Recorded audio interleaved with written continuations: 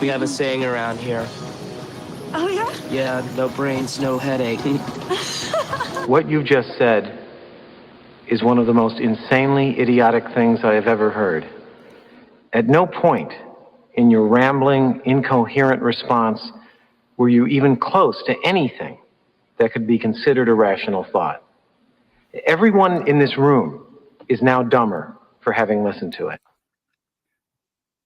Well, if it isn't Ongo Blagogian, staying up way past his bedtime, some would say, Matt, that we are burning the midnight oil for another recording of No Brains, No Headache podcast. Ho, welcome to the show, ladies and gents, our loyal listeners out there. Happy to be here for yet another recording of this mindlessly entertaining show. Okay, we started in Bismarck, North Dakota. Now we got 50% still there. That 50% would be my co-host, confidant, longtime friend, fellow comedian. We've been friends since we were 5 years old, doing this podcast for over 5.5 years now. It's the one and only, the very funny Matt Cleary. Ongo, how are we doing today? Burning the midnight oil, like you said. I have a wake-up call in about 5 hours to make a lovely trip to Fargo tomorrow, so that should be fun.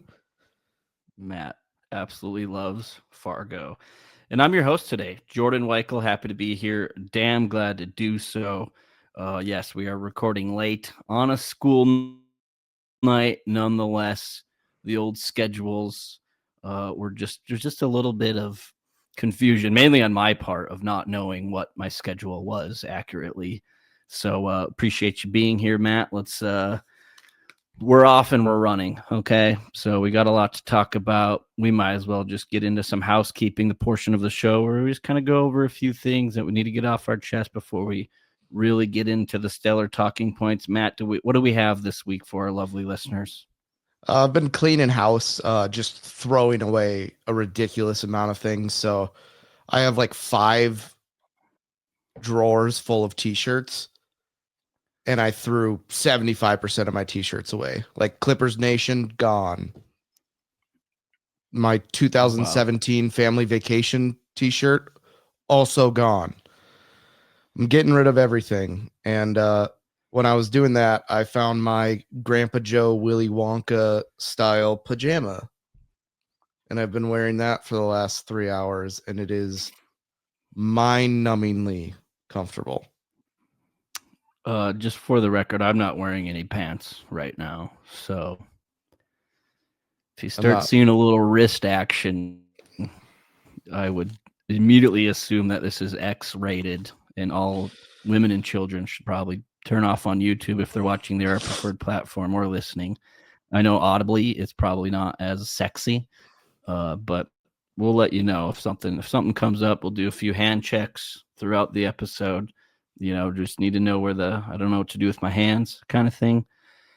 But they look good. I mean, you're looking great. Yeah. Look good, feel good, play good, pay good, jump off a bridge good. So I'm having a good last hair day week too. So I feel good about that.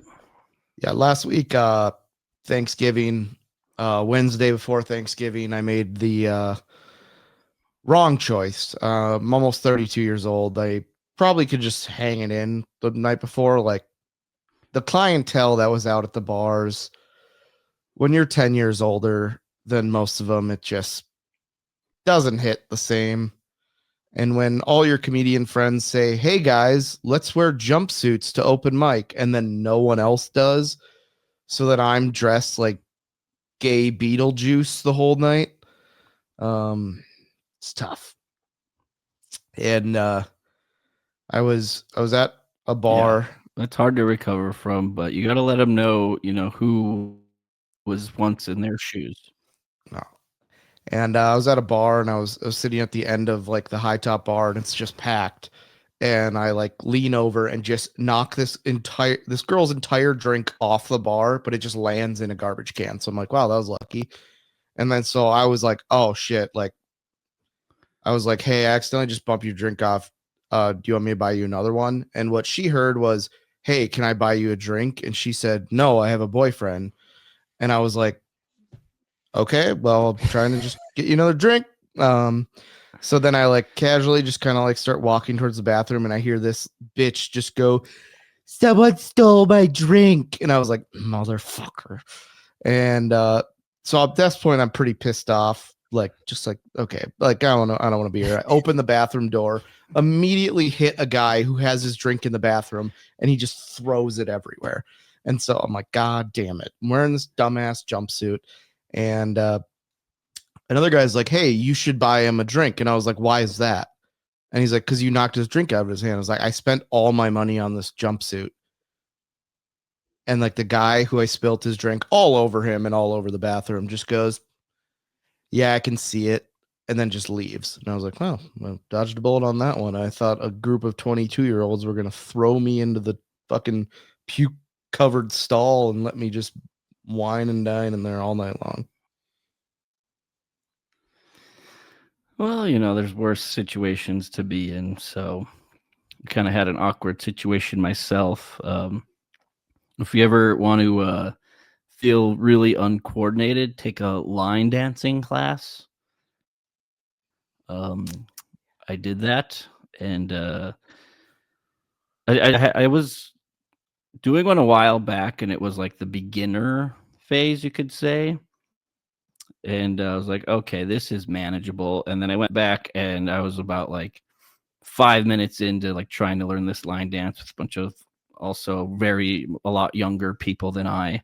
But that's what you do when you move across the country to a new town, and you're just trying to kind of explore new things, new areas, maybe meet some people. I don't know.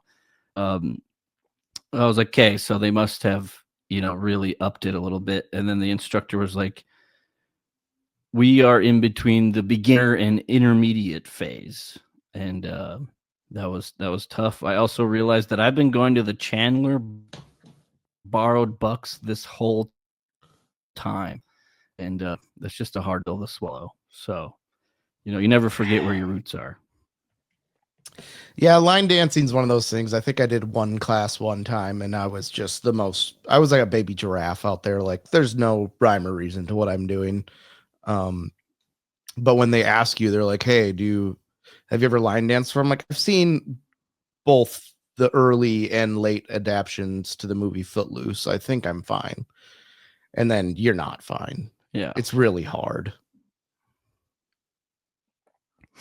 Yeah, so learned my lesson there, and then I also I came across this gentleman at the Maverick in Tucson, a friend of the show, past guest, DJ Do. He works there. He's the entertainment director or whatever his title is, but he makes sure sound's running good. Everybody's having a good time, and I was just kind of off the dance floor. I got some good spots. There was live music. We're having a great time. And then we noticed this guy dancing. And I mean, he was probably, I don't know, 55 plus, not like 70 plus, but I would say 55 to 70. And I mean, this guy just had an aura. Okay. He had charisma on the dance floor where he knew what he was doing. He was whipping them around.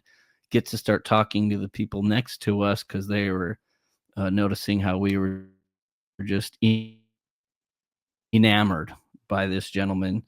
And they call him Golf Jeff because this guy was just straight up wearing like a golf polo and golf shorts. And come to find out that these people sitting next to me were actually really big fans of this guy because they were like, yeah, just wait, he's going to do a wardrobe change.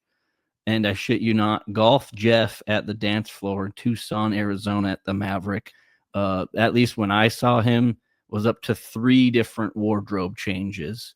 And at one point, he was just wearing a neon yellow shirt and had to do some reconnaissance. And yeah, the guy keeps like, I'm not even exaggerating, his words, not mine. He keeps almost 20 different shirts in his car because he gets sweaty on the dance floor. That's how much he was tearing it up. Okay.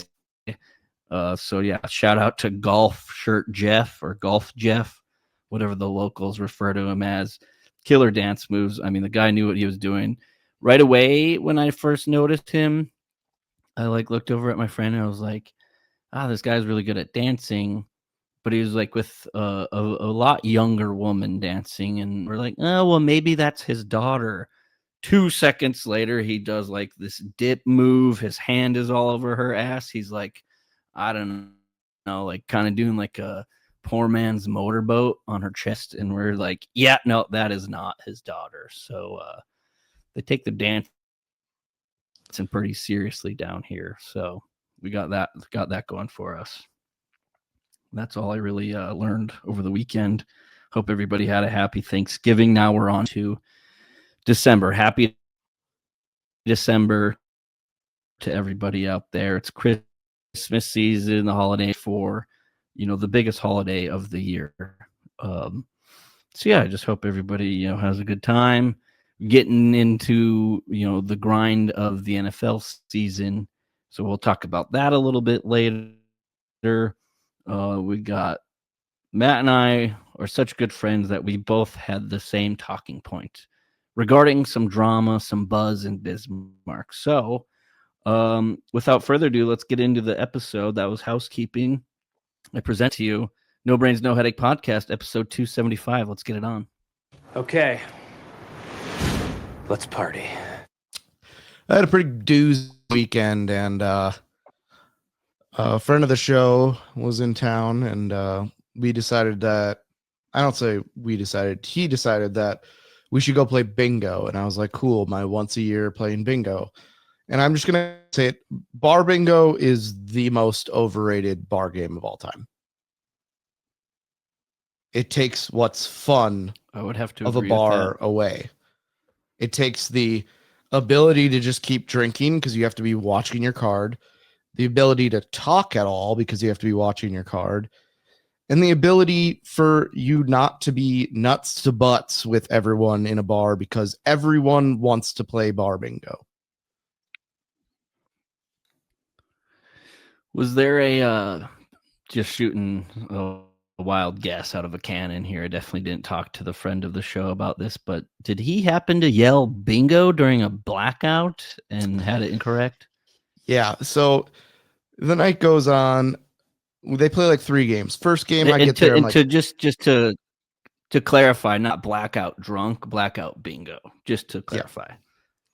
So first game, I get there. I'm like, I don't want to play bingo, stupid. So one guy's like, all 3 cards, and like it's the ones that have 3 on each card. So he's like going like his mind's working so much, his nose just starts to bleed. And like next game, I'm like, all right, I'll play 1 card so you don't have to do this. Like I can see your eyes crossing. And no matter how many cards you play, there's always like the one person at the table who's like, oh, they called G57, and it's like, God damn it. And so we're playing. Second game comes along. I'm the only one at the table playing 1 card. And I win. And so Nice. when $25 in bingo, I just give it back. I'm like, buy the next blackout cards for it. And like everyone was talking about blackout bingo. And then we're kind of like talking. We're all playing like one. It's the blackout is just 1 singular card. So even less to do. So we're all kind of getting back into like the bar rhythm. And it's like 30 numbers in, like an aggressive amount to be like, it's enough to be a blackout if you got really lucky, but like way too much to be the only person in there with bingo. Yet here comes Scott just yelling bingo in front of a whole crowded bar. And then, when someone gets bingo, there's always like that moment of disgust where everyone's like, oh, It's even amplified even more when the person's like, oh, just kidding. Then everyone turns it, like the crowd turns on you real quick. Part of them's like, okay, yeah, like that's kind of nice. But then there's part of them, like you can hear in the back, you're like, we should kill him in the parking lot. And it's like, okay, guys, like calm down. And it's nuts. But like unanimously hated for like 30 seconds. And then literally everyone moved on except for me. I brought it up about every minute and a half that I was at the bar. Like I'd just be like, yeah, I'm gonna grab another drink, but remember when you called bingo and didn't have it? But another one, Miller Lite. Yeah, it was great. But bingo sucks. The bingo players take it very seriously, and they take it extra serious when they bring their own daubers to the bar. They supply them. They're supply, but you're bringing your own. It's like you could argue like the person bringing their own bowling ball to the bowling alley, but that one I could understand a little bit more. I mean, they do provide them, but I don't think you have a competitive advantage in bingo because you have your own dauber. The ball, I could see it's like, okay, this is the perfect weight. My fingers fit in the hole nice, which is rare for me, and yeah, I could totally understand it. Bingo is most definitely overrated. What else is overrated is AI. Okay. I'm just sick of artificial intelligence already. And the main thing that I'm sick of is the videos.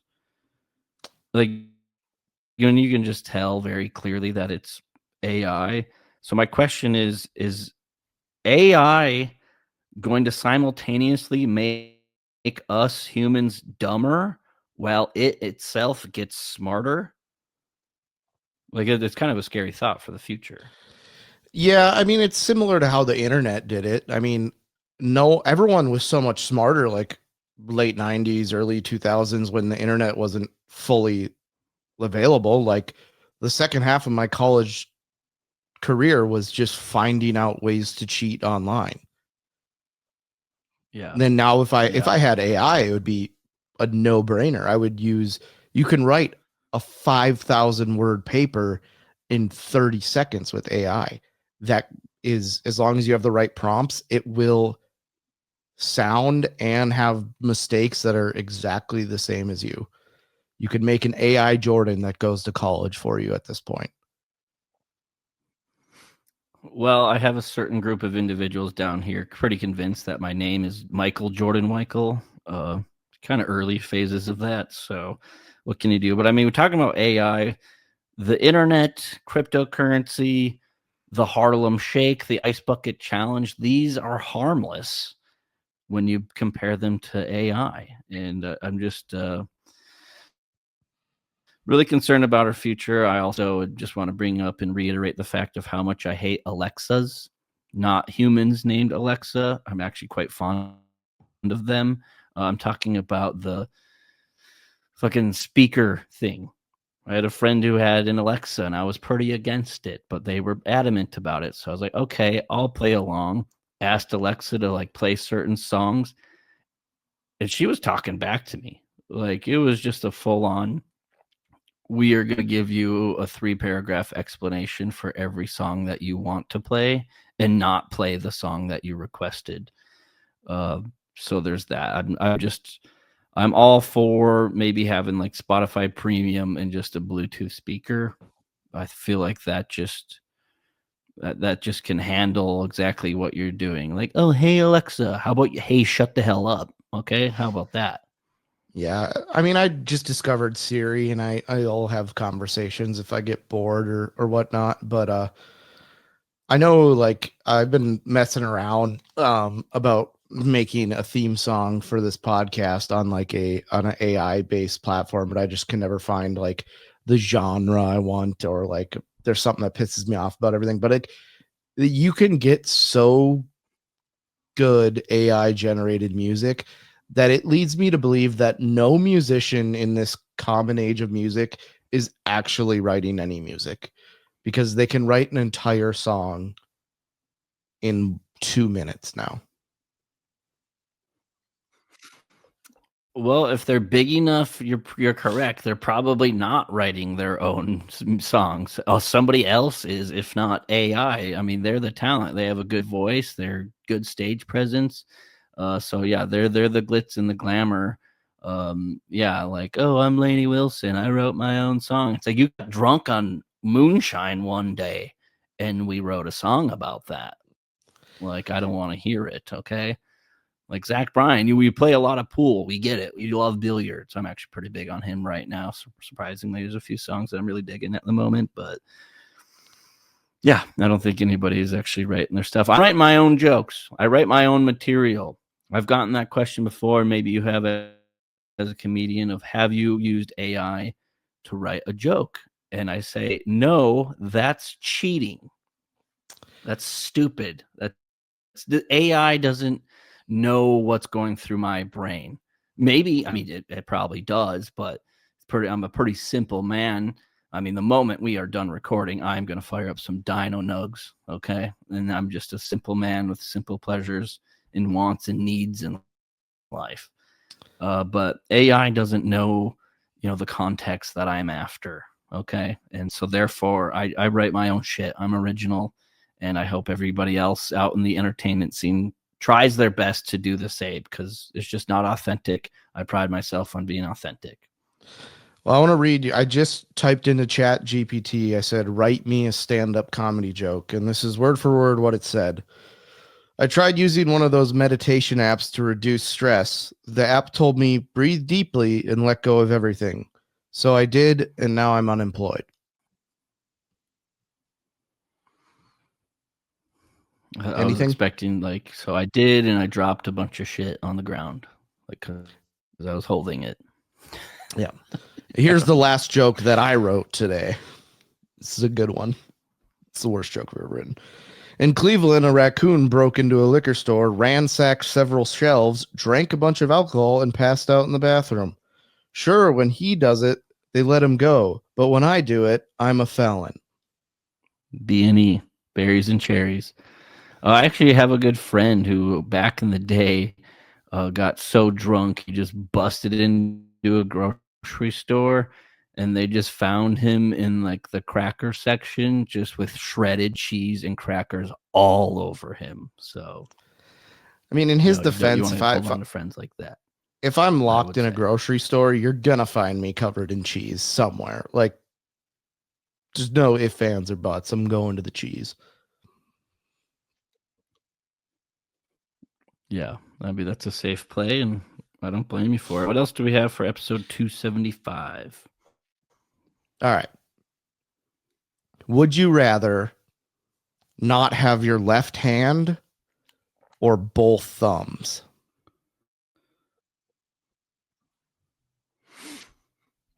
Oh, wow. Fantastic. Would you rather? I might have to lean towards the thumbs just for the practicality of still having a left hand.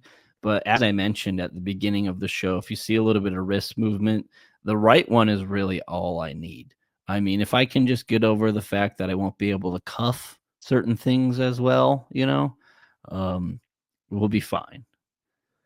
See, I was thinking about that. And speaking of cuffing, and if you don't have a hand, sorry, Matt, if you don't have a hand, well, how do they handcuff you? They just put one to your ankle, maybe. I don't know. That's a good idea. What if you get a one-armed guy get arrested? Do they just duct tape his arm to him or something? That's a good question. Yeah, I gotta look that up on cops. I don't recall ever seeing a one-handed guy or one-armed guy or gal for that matter getting arrested, and I think that would be just some premium entertainment. Just a one-armed guy just got signed. And if I was a cop, a veteran cop, a one-armed guy just got signed in the NBA. Signed with the Santa Cruz Warriors. Oh, okay. Well, I guess that just tells you that your dream of playing in the NBA someday is still alive and well, and that's good news. I would take that as an optimistic compliment to yourself. If that's what's happening, by all means. Did you have another would you rather? No, I was just gonna go over that because I would say right off the cuff, I was talking about this in a bar to some guy I've never talked to before in my life, and a half hour went by of us just going through scenarios. And honestly, what it broke down to me is I'm getting rid of my left hand. There's a lot you could do with your right hand. Plus, if you have no thumbs, you can't play video games. You can't use a doorknob. Imagine opening a door. Can't do that. You just have to adapt a little bit. You have to get in there with both. You just have to put it down. You just have to set it down, and then you have to type pretty much. See what I'm doing here with my hands?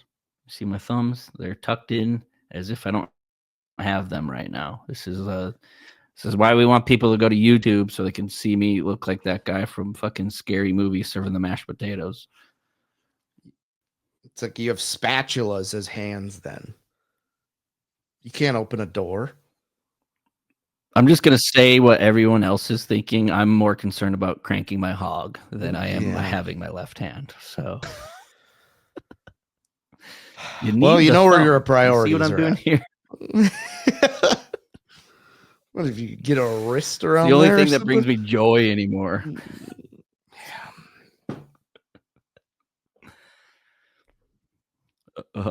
Wait, am I up?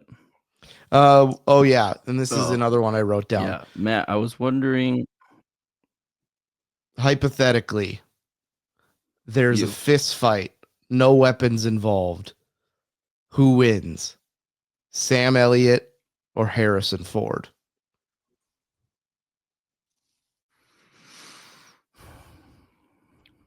I'm gonna go with Sam Elliott. I think Harrison Ford is very old. Sam Elliott isn't. Well, he plays badass roles, so therefore I just assume that he is like well enough. Harrison Ford is 83 years old. Oh yes, Sam Elliott's way younger. Whoever's He's only younger, 81.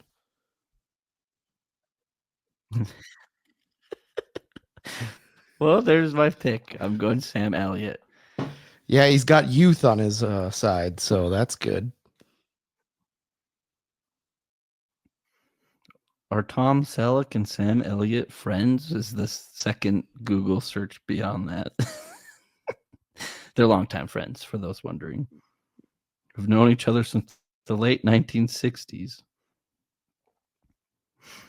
I don't know. Sam Elliott's got like the Western vibe going for him. So, yeah, but so does Harrison Ford. Just played the Yellowstone dude, and I think Harrison Ford's got a little bit more meat on the bones. So,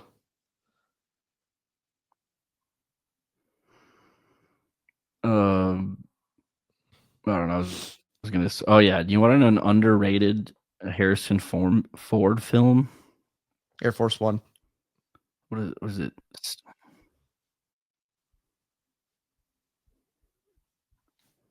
The Fugitive. Hold on. 6 Days, 7 Nights. Great movie. Is that the one where like they're in Alaska and there's no daylight for like 40 days and everyone becomes vampires? No, it's actually the opposite. They're actually in a very tropical location, and this one Ross from Friends is in it, and he's trying to like propose to his fiance or whatever. She's really had none of it from the get-go. She's got to fly back to New York City for like an important meeting. So Harrison Ford is like the pilot that takes her. He's just a huge drunk, just loves the sauce. And on their flight back, I don't know if they get shot down or if they hit some inclement weather. I think they hit some bad weather. They're pretty much stranded on an island and then somehow just get in between like a group of like modern day pirates and whatever they're trying to accomplish. And they pretty much just have to like build their plane back from scratch. So Harrison Ford starts plowing the fiance, and then Ross from Friends starts plowing Harrison Ford's girlfriend back on the island. Great drama. So Ross from Friends is banging Harrison Ford? No, his girlfriend from the island. Harrison Ford and Anne Hetch is her name. They're supposed to fly back to New York. Okay. They get just worked over by a storm. 9/11. Simultaneously, back on the island, they're like, shit, this plane went down. Like, we don't know if they're alive. David Schwimmer, Ross. Well, I'll send you a clip. You're going to want to see it. But he's all lonely and sad. And then Harrison Ford's girlfriend back on the island like comes to comfort him. And, you know, I don't know if you want me to explain it out further, but use your imagination.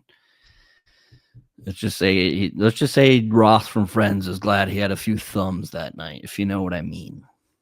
No, he didn't have to do the pile driver with no thumbs. The old karate chop, as they Yeah. call it. I don't know who calls it that. I made that up. He was stuck in the bathroom because he didn't have thumbs to open the doorknob. Yeah, Danny Trejo makes an appearance in that movie. I don't remember that. It's been a while since I've seen it, but great. I don't know how we got on. That was me just getting wildly off topic, but hey, check out the Harrison Ford film.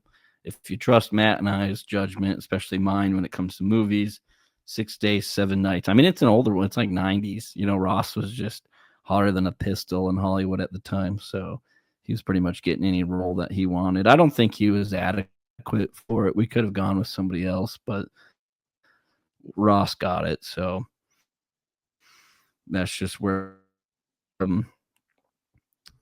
I saw this. I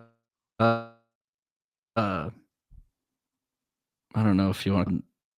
It was just like these are the 4 things that you can find in any unfinished Midwest basement. So Matt, there's 4 of them. I was wondering if you wanted to take a stab at the 4, and then we can discuss after. Unfinished, you say? Unfinished Midwest basement. I don't.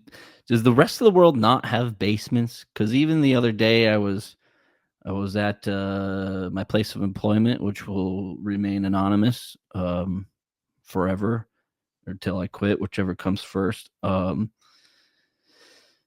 I was referring to it. I was like, can't we just call that the attic and this downstairs? Like I was trying to find something. It just wasn't going well. But yeah, 4 main things in an unfinished basement. I was just going based off this picture. Obviously, it'd be a lot more, but unfinished Midwest basement. What are you thinking?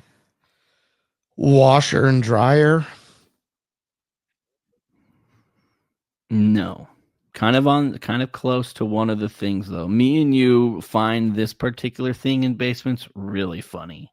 Oh, if it's a Pittsburgh toilet, that's not a Midwest thing. It's a Pittsburgh We thing. call it a Pittsburgh toilet, but I understand, but yeah, number 4 in no particular order, but number 4 was a random toilet that clearly it doesn't have any walls around it because the basement's unfinished. I used to have my cousins used to live at a farm in North Dakota where we'd have Easter usually, and when the other bathrooms were a little occupied, you could go downstairs and use the Pittsburgh toilet. And my brother and I actually made a fun game out of it, where it was like, can you go to the Pittsburgh toilet, take a dump to completion without your aunt walking in on you or any family member? A lot of fun. A little awkward when somebody brings their girlfriend for the first time to Easter and she's staring you directly in the eyes as you are just digesting fucking ham and Cadbury eggs. Yeah, so in real time. I'm gonna say that leads me to the second thing that's in the basement. If you got a toilet down there, you definitely have an uncle that lives with you that's only takes shits down there. For sure. One of them, it kind of gets boring after the toilet. You know, I was kind of not anticipating you guessing toilet right away. That was the best one. One of them I'll just go ahead and say it's storage/shelving. Everybody's got like the storage bins in a nice neat pile, or not neat, in the corner of their basement. There's also 2 more pieces of furniture I was looking for.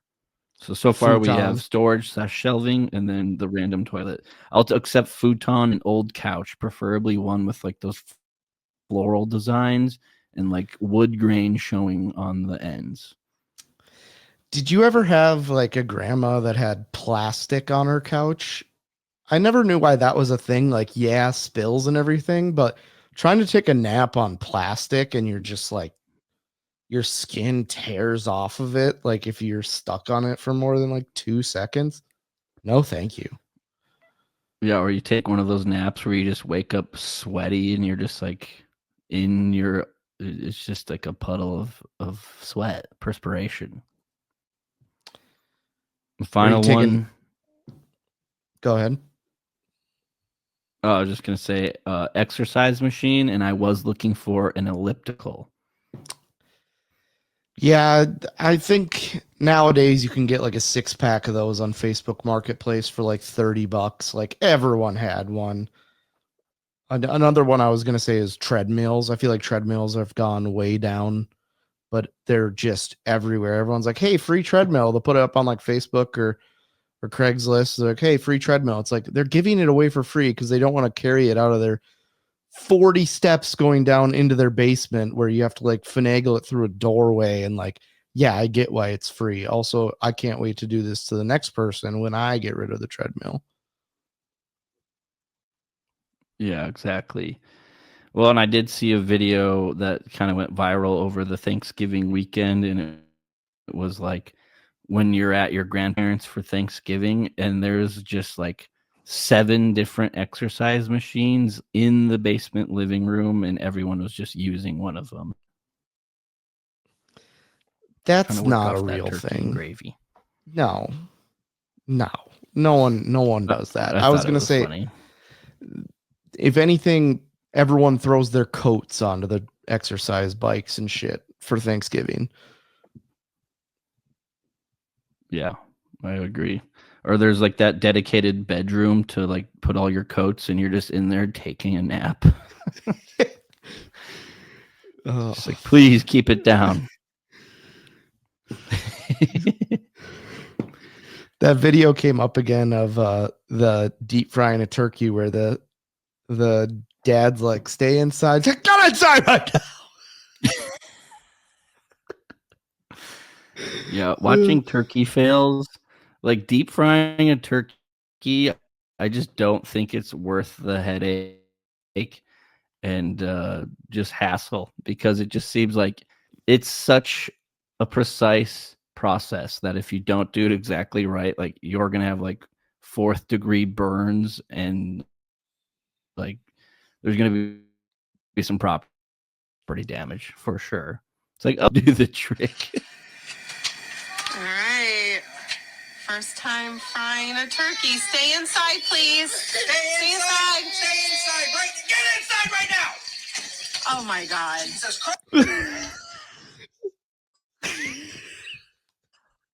Jesus Christ.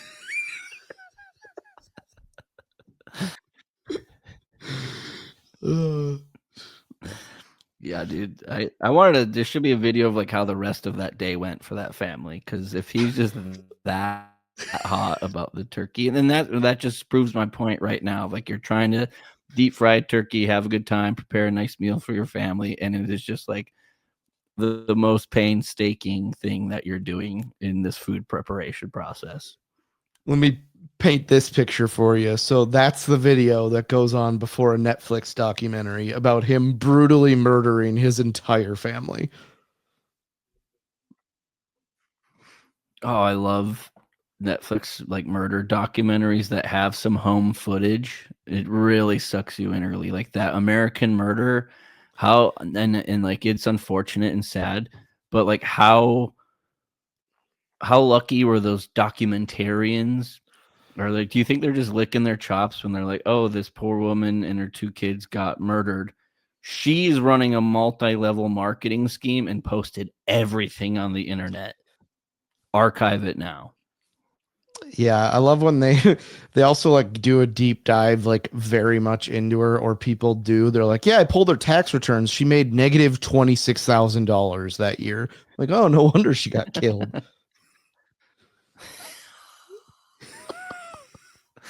And then like Ring doorbells, such a great invention. Like that's the type of technology that we need. We don't need AI right now. But when you can have a murder doc and you're pulling Ring doorbell footage that is both compelling and practical, you got me sucked in. So if you or I get murdered, Matt, you know how many clips they're just gonna like cut up of me and you just saying like the most off the wall shit. You wouldn't really have to go that hard. I mean, most of the dumb Yeah. shit I just post anyways, so yeah. What do we got going on in Bismarck, man? Oh, big drama. So when there's a slow news week, the people of Bismarck take it over. This started on the only news station that is trustworthy in North Dakota, and that is Bismarck people reporting the news. Essentially, it is 55 retarded people, 55,000 retarded people who conglomerate together on one Facebook page and they just throw shit out there. And this week, apparently, allegedly, this lady went into Lowe's, and there's been a cat that lives in Lowe's, and she stole Millie the cat from Lowe's, and people are up in arms about this.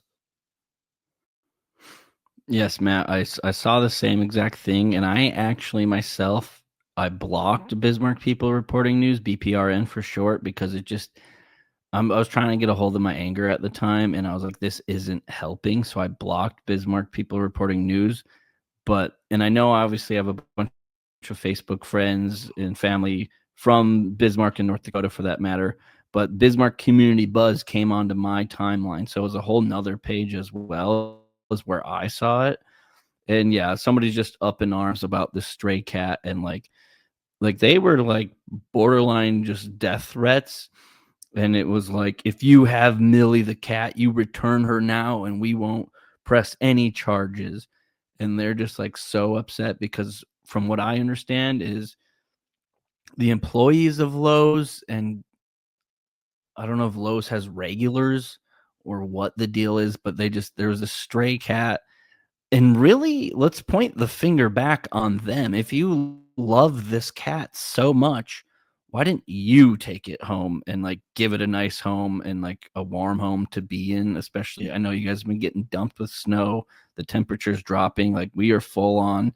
And by we, I mean you guys are full on in winter now. And so they like even built like a little cat warming house type deal, so it had a place to go, which is like that's great, fantastic. But when somebody comes and takes and remind you, think of the words I'm saying here.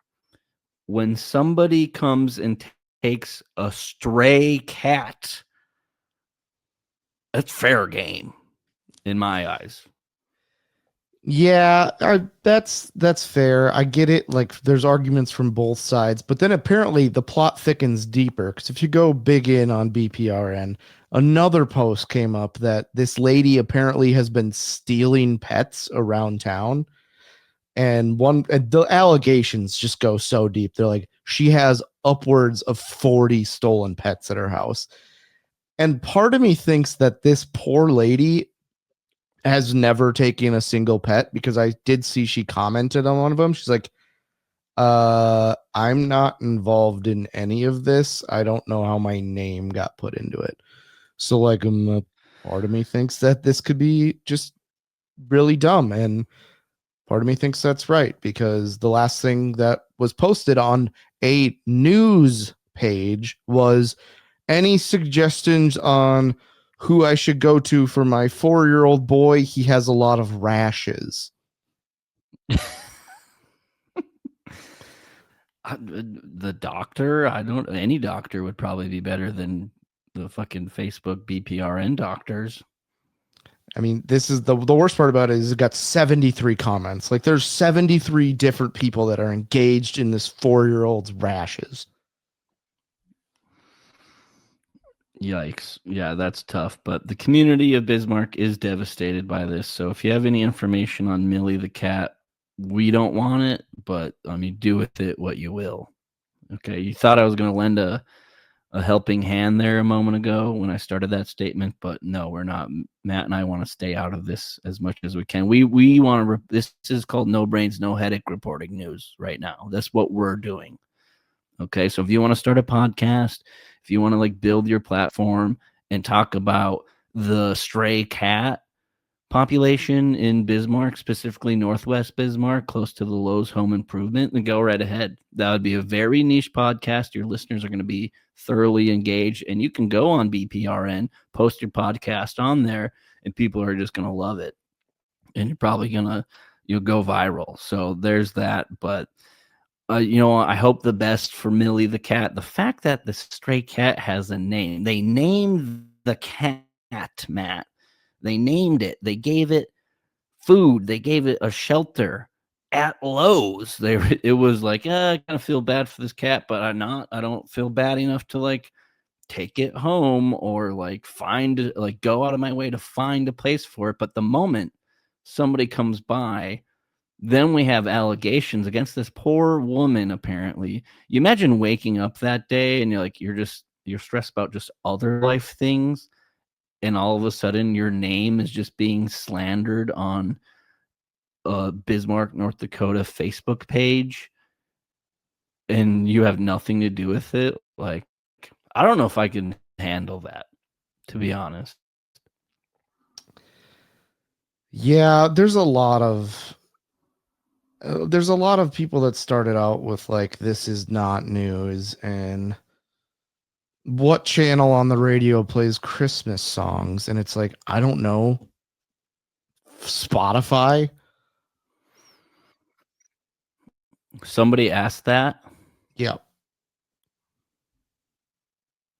Okay, here's what, if you were wondering what radio station plays Christmas music, there's this button called Seek, and I'm a big radio advocate. Okay, I've never really had a fancy pants, you're tacky and I hate you kind of, sound playing system, music system in my vehicle. So I have always been a big proponent of radio and even AM radio. So here's what you do: go to FM, start in like the 88s or wherever it starts, and then press Seek. And then it's automatically just going to go to the next available radio station, and then listen for like 5 to 10 seconds.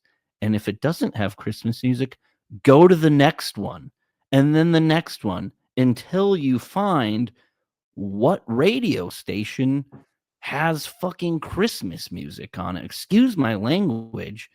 But it's really not that hard to figure out what radio station has what music on it. By the time you get your responses, 73 comments probably of what station on the radio plays Christmas music, you could have had found it. You could have been singing "The weather outside is frightful."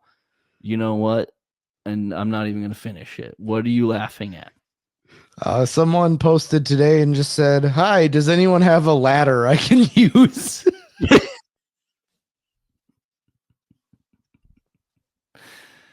God damn it. And like do these people just not have anybody or money for that matter? Because it's like, why is your first thought going to Facebook?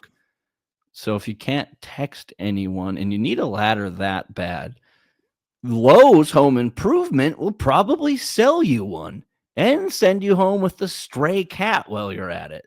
So that's 2 for the price of 1. And then what you can do with that ladder is go hang a rope and take care of it. This got dark quick. First year working outside in this weather. Anyone have any good recommendation for boots?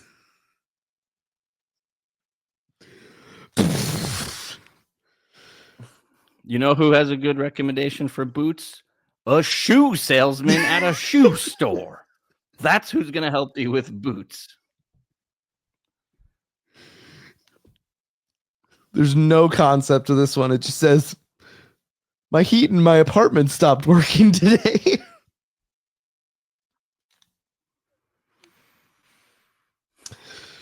There's some lonely people out there who are useless. It's so good. God. In another life, I would start a Bismarck people reporting news podcast. Yeah. What do you got? Lane Kiffin and football. Yeah, we'll wrap it up with sports to end our show. We're coming up on 50 minutes. We'll shoot for 60.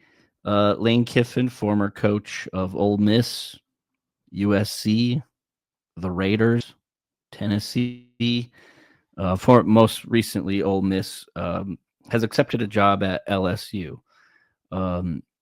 Now, most people probably wouldn't think like that's a big deal. However, Ole Miss, as of about 55 minutes ago on my way here, I saw that the college football playoff rankings came out, so I just checked them real quick. Ole Miss is at number 6, I believe.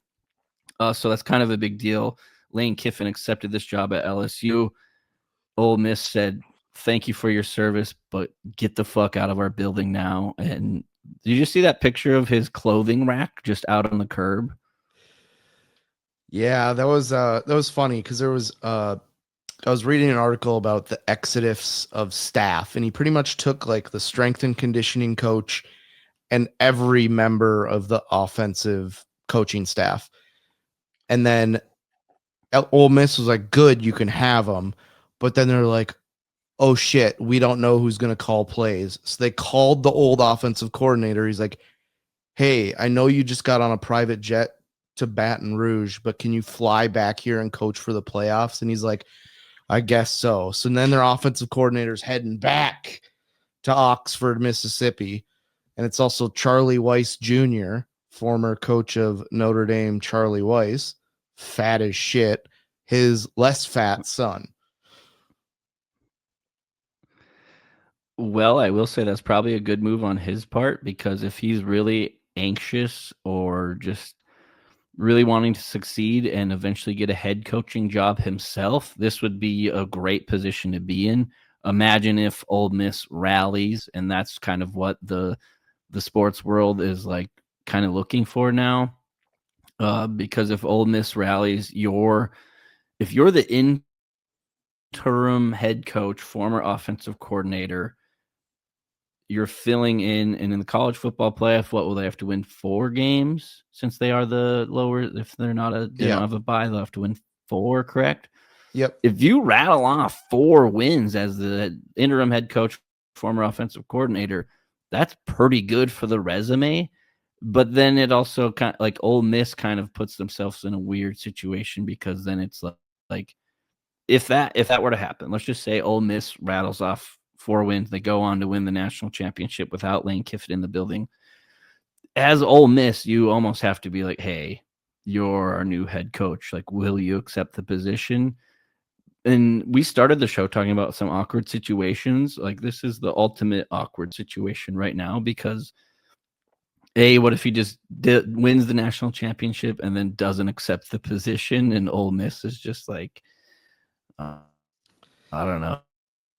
Well, You just got dumped twice in the same season. Like, congrats on the natty, but Ole Miss hired their defensive coordinator, like Pete Folden or something, to be their interim head coach, and most of their defensive staff stayed, which doesn't really help a team that gives up 58 points a game but scores 75. So and most of the time when like an interim coach is named, like Notre Dame had it when Brian Kelly left, and Brian Kelly's like, "Sweet, I'm leaving LSU," and then no coaches followed him. And there's like a video of Tommy Reese talking. He's like, "Yeah, I'm not fucking leaving." And it was like everyone just went nuts. Ole Miss's interim coach kind of gave a speech that reminded me of Coach Kilmer at the end of Varsity Blues when everyone turns on him. He's like, "Special team," and he's like, "Go get him," and gives like a weird tap on the shoulder, and everyone's like,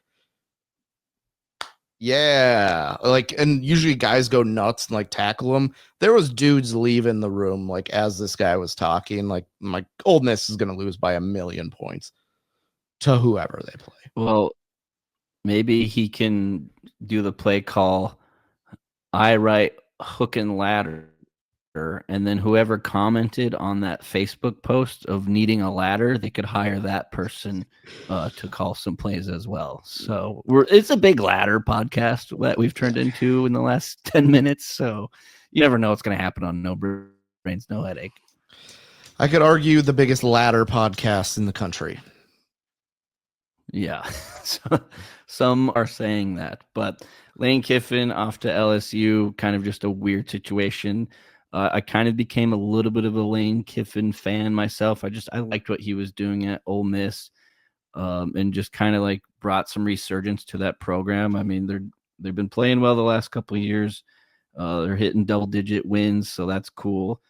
Um, and I really did think deep down, mainly because I listened to one interview with Lane Kiffin on a podcast, and I was like, oh, he's loyal to Ole Miss, because I mean he was like every interview he would talk up Oxford and the people of Mississippi and Ole Miss and his players and and just everybody that he worked with and dealt with. And I was like, okay, and like his obviously, if you're a coach, you got to move your family, to wherever you go. And it seemed like his family was happy there. So I was a little bit surprised that it happened. Ultimately, I think it's just really hard to turn down the sexiest job offer in college football right now with the paycheck. I believe his contract is 7 years, 91 million. Don't quote me on that, but that's some pretty damn good money to go coach a somewhat blue chip program. Yes, Matt. It's also, I want to get this out that Lane Kiffin's 20-year-old daughter is currently dating and getting her doors blown off by LSU star middle linebacker Whit Weeks. So that had to go into the decision somehow, I feel like.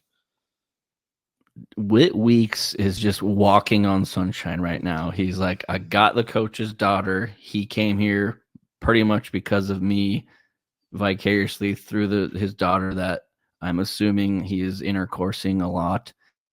And it's got to be a good feeling, Power move of the century. Whit Weeks enters the transfer portal, goes to Ole Miss. Which brings me a question. What is the new college football rules for transferring?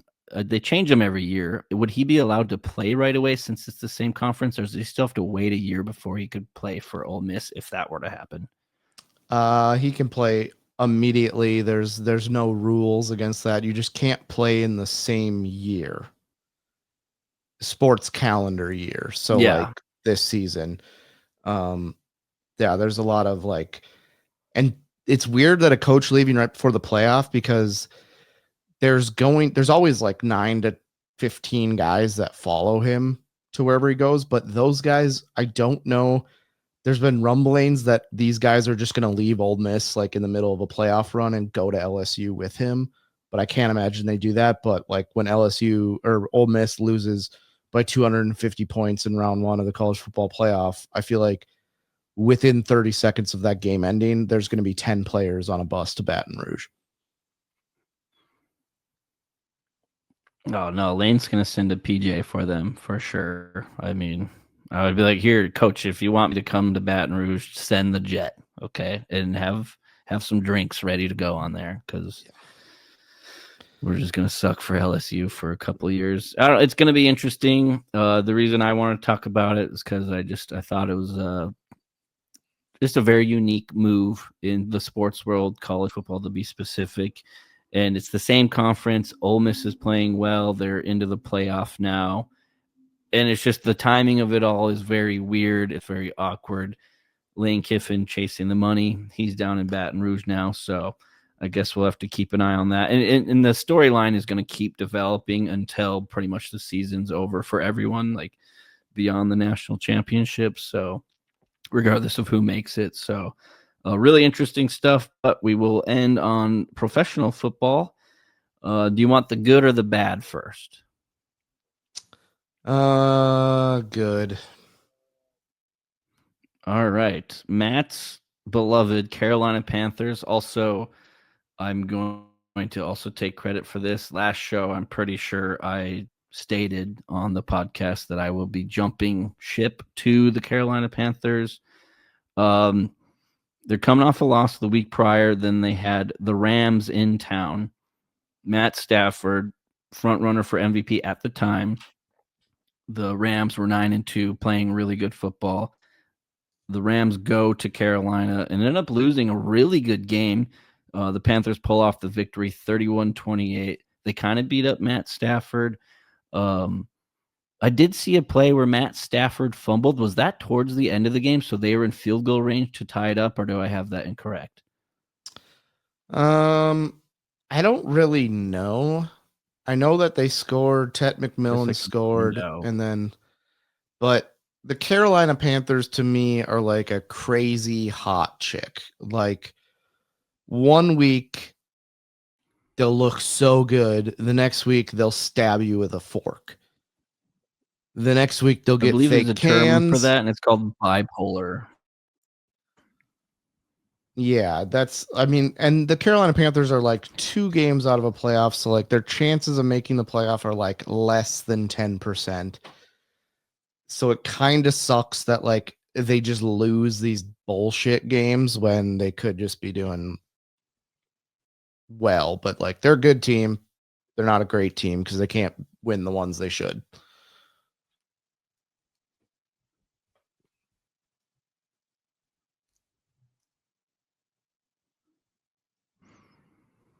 They have right now they're 7-6, second in the NFC South. They're on the cusp of the playoffs. They're kind of down there a little bit.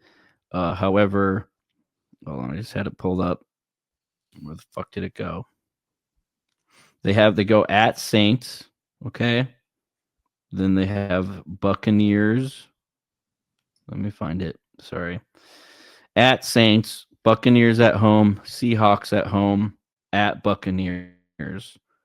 4 games left. They're 7-6. Matt, what are we thinking final record for the Panthers? 10-7, miss the playoffs on a tiebreaker or something.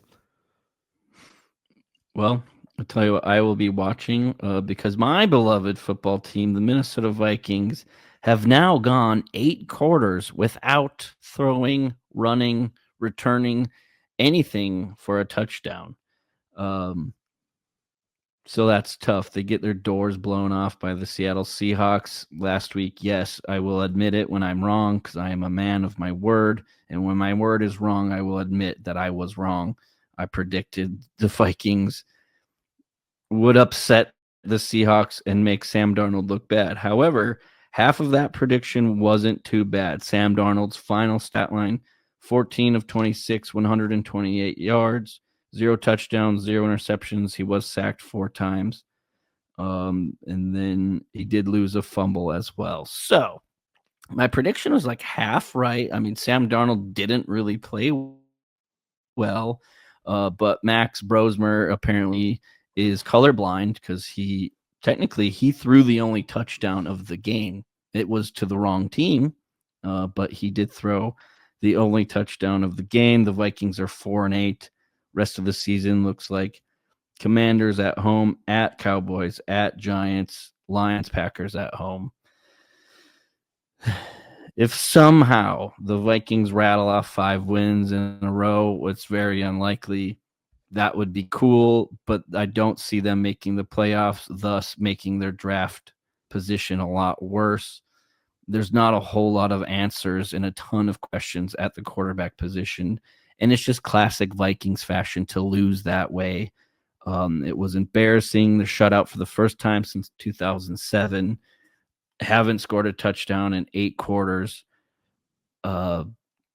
It's not looking good, fellow Vikings fans.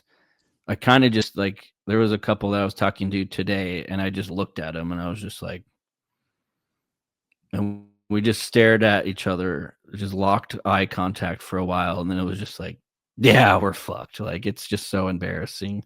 I feel bad for the good players on the team. Justin Jefferson has not been playing well at all. And yeah, the Vikings season is in turmoil. I've also been hearing a lot of rumblings that this is coaching now. And I would have to agree with that you can't even get your team, Kevin O'Connell being the head coach. He's an offensive mind. He was the offensive coordinator for the Rams. They won the Super Bowl. He gets the job at the Vikes. He can't figure it out. And I know you're dealing with these young, inexperienced backup quarterbacks. But the fact that you can't even score a touchdown, there was nothing to cheer for the whole game. And that sucks. At least when your team scores touchdowns and you end up losing, it's like, okay, at least you have those moments of like cheering for the touchdown. It's like, yes, the whole point of the game was scoring points and scoring touchdowns. We've accomplished that. But no, we haven't done that since fucking middle of November. So there's that. The last touchdown the Vikings scored was on November 16th. So if they go 2 more games without scoring a touchdown, that'll be an entire month without a touchdown. And mind you, for all the laymen out there, that's the whole objective of the game, is to score points and win. And win a Super Bowl at that. It's not looking good for the old Vikes, but just wanted to give an update. We're going to keep watching every week. Like I said, we're in the dog days of the NFL season. College football, they're getting into conference championships, and then it's right into the playoff and then bowl games as well. So really exciting time for sports as big football fans, and Matt and myself. It's a great time of the year. Love it. My fantasy teams were barely hanging on for one league, the one that I care about. It's win and in, and it's going to be an emotional Sunday. Let's just say that. But Matt, did you have anything else that you wanted to add before we wrap up episode 275 of No Brains, No Headache? Max Brosner, when throwing to Minnesota Vikings, was 19 of 26 for 126 yards. When throwing to the Seahawks, he was 4 for 4 for 121 yards and a touchdown. Not great when the last 2 weeks your quarterback rating is literally worse than just fucking throwing Stephen Hawking out there and just hoping for the best. But on that note, we're going to remain positive. And Matt and I just want to say thank you all for listening to yet another episode. Hope you guys enjoyed it. Matt, how can our listeners get more involved and follow along? Yep, follow us on all social media platforms. Make sure you subscribe on YouTube. You can like, comment our video, and if you want to leave us a review on Spotify or Apple, you can go ahead and do that. And just follow on Twitter, Instagram, Facebook, TikTok, and watch the entire show on YouTube. And up next, I think we got episode Perfect. Matt, thank you so much for staying up late. Love you guys. You're watching Channel 4 News with 5-time Emmy Award-winning anchor Ron Burgundy and Tits McGee. Good evening, San Diego. I'm Veronica Corningstone. Tits McGee is on vacation. And I'm Ron Burgundy.